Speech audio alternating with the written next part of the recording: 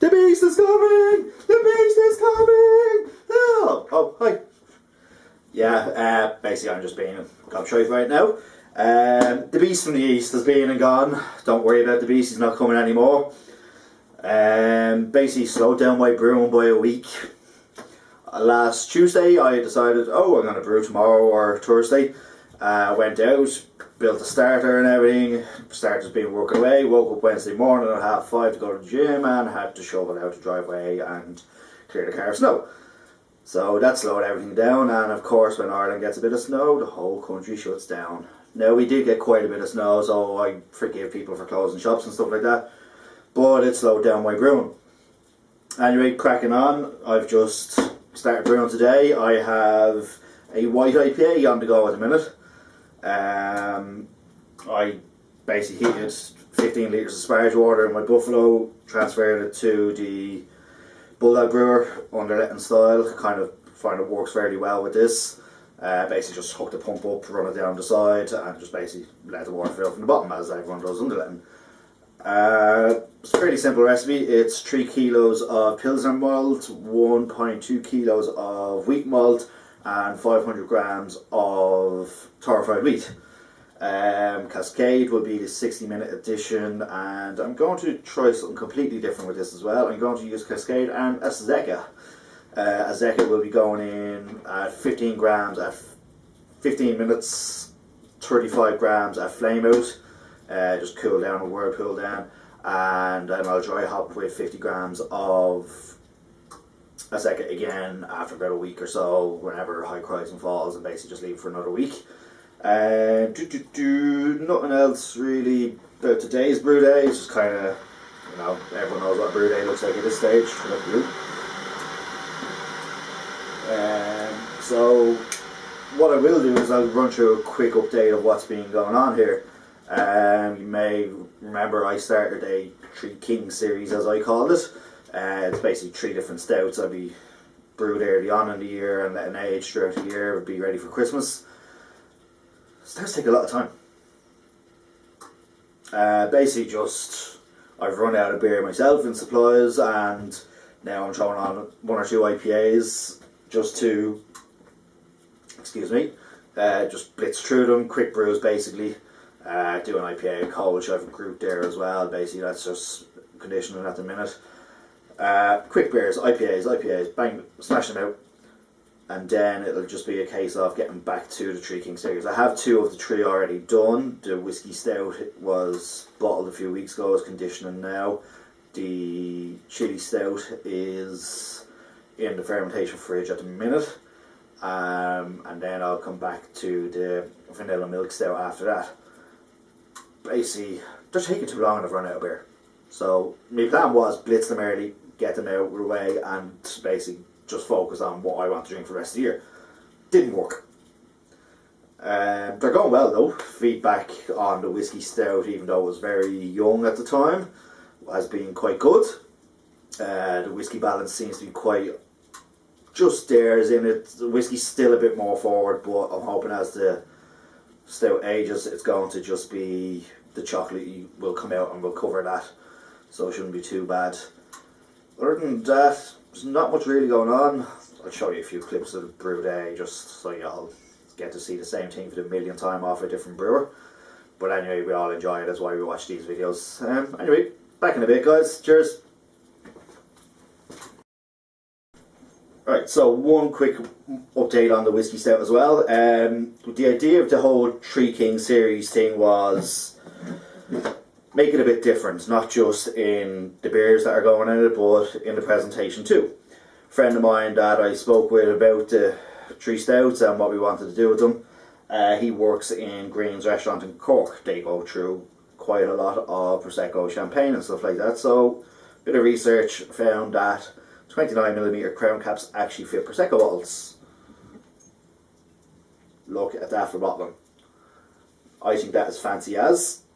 It's much better looking than your 500ml bottles. These are going to be gifts for people around Christmas time too, so they much look better. A couple of these will be sent out in beer mail as well to a couple of people, so need to up the game a little on the fanciness. really handy, just actually cuts down on bottling time so much as well. Filled 15 700ml bottles instead of the usual 30 500ml or 25 500ml or whatever it'd be normally. Yeah, so that was just a quick update on that. So we've a couple of different types. These will all be getting filled, labelled up differently as whatever beers will be in them. Might do the little fancy thing of, you know, the wax dipping on the neck of the bottle and stuff like that. We'll see what time is like throughout the year. But yeah, all about upping the game and getting fancy now. While I'm recording, I may as well just show you this. We're only 5 minutes into mashing, but look at the colour of that already. That is fantastic looking. This camera even pointing like that there. It is now. My usual 2 sparge plate filtering going on, one at the bottom, one at the top.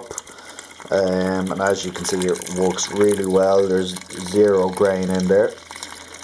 Drainage is a little slower than usual, but you can control that by just slowing down the speed of your tap.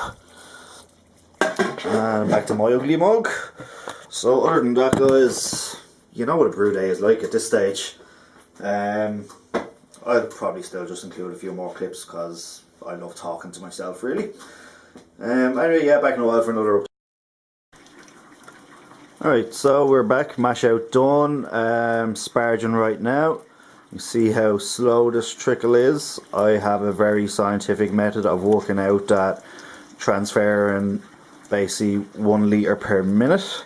So I only need to run for 15 minutes a day for 15 litres of sparge water. It's a very scientific method. I have a jug, I have 1 litre marked on it, basically there.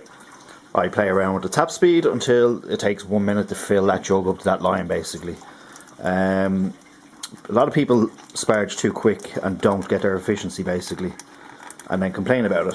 Sparging is quite important. You need to do it right. Let me just throw this back over here and I'll talk to you. Yeah, so basically sparging is important. It needs to be done right and it needs to be done slow. People that throw jug after jug after jug after jug, using up their 15 litres or whatever they need to do, usually have bad efficiency and complain about it.